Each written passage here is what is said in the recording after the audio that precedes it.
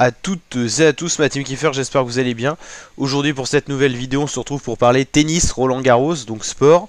On va regarder un petit peu le tableau de Roland Garros 2023, voir un petit peu quelles sont les chances françaises et également quels sont les favoris en l'absence de Rafael Nadal qui, je vous le rappelle, est absent pour cause de blessure. Il est blessé depuis janvier et c'est pas arrivé depuis 2004 que Rafael Nadal soit absent de Roland Garros, donc ça sera vraiment un petit manque cette année, mais ça ouvre également des portes pour d'autres victoires. Depuis 2018, seuls Rafael Nadal et Novak Djokovic ont gagné le tournoi. Donc voilà, ça ouvre des portes. Djokovic sera bien là, mais pas Nadal. On avait souvent l'habituel duel Djokovic-Nadal, soit en finale, soit avant, et souvent selon qui était le gagnant, c'était le gagnant en finale après. Alcaraz est numéro 1 mondial, il n'a pas encore fait son entrée en liste, mais il jouera face à Koboli.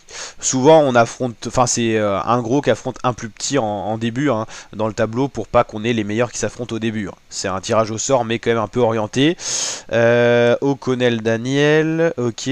Arnaldi qui a gagné face au Colombien Galant, Nakashima Shapovalov, Musetti Imer, Shevchenko Haute. Donc voilà, on connaît quelques-uns des participants du deuxième tour qui se sont déjà qualifiés, le 17e mondial notamment. Lucas Pouille est passé assez, enfin il n'est pas encore passé mais va passer normalement assez facilement face à Rodionov. Lucas Pouille, un des meilleurs français actuellement, donc à suivre, mais il va affronter un autre français, certainement Benoît Paire, à moins que, non, ça sera peut-être Nori qui est le 14e mondial. Lucas Pouille qui dès le deuxième tour sera exposé soit à un autre français, soit à un 14e mondial. Auger Aliassime, 10e mondial face à Fonini. Fonini, l'italien qu'on connaît depuis déjà belle lurette. Kubler qui a battu Diaz Acosta. Hoffner, ok. Korda qui a battu McDonald's. Zapata, Schwartzman. Schwartzman, c'est un bon tennisman. Isner, Borges qui est passé assez difficilement. Carbales, ok. Tsitsipas, le 5e mondial, qui aura peut-être sa carte à jouer. Je pense qu'il va aller loin cette année. Djokovic, le 3e mondial, il est plus premier comme avant, mais c'est un des gros favoris de cette édition. Kovacevic, il n'a pas fait son entrée en liste encore. Fuxovic qui a battu Hugo Grenier. Vente à sèche, c'est Catino. Afis, je sais pas qui c'est ce joueur là, 18 ans, il est vraiment jeune, je le connais pas du tout, donc je sais pas du tout ce qu'il peut donner, à voir ce que ça va donner.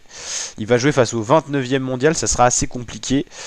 Fokina, Bautista Agut Wu, Chang Varias, Grios qui a gagné face à Martinez, David Goffin qui a été éliminé dès le premier tour, mais il est tombé face au 13e mondial, le polonais Urkas.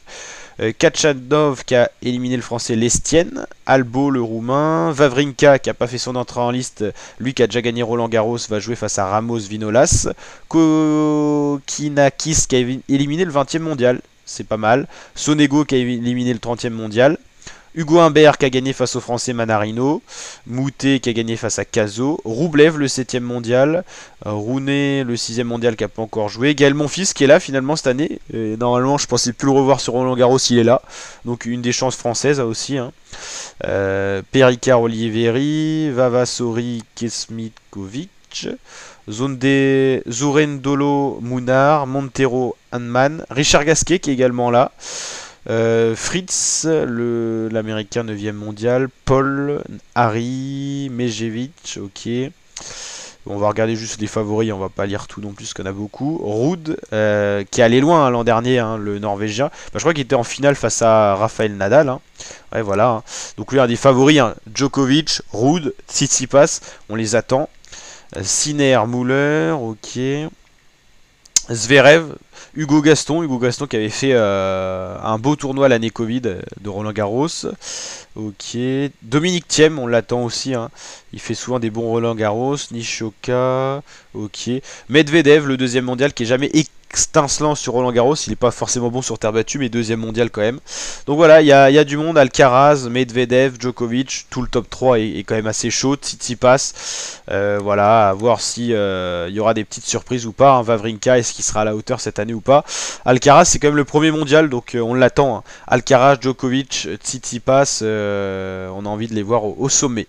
Donc voilà, n'hésitez pas à liker la vidéo si elle vous a plu, vous abonner, activer la cloche. Et l'année dernière, on avait Nadal et Ruud en finale. Nadal n'est pas là pour blessure, mais Ruud est là. Silic, je sais pas s'il est là cette année. Zverev, il est là.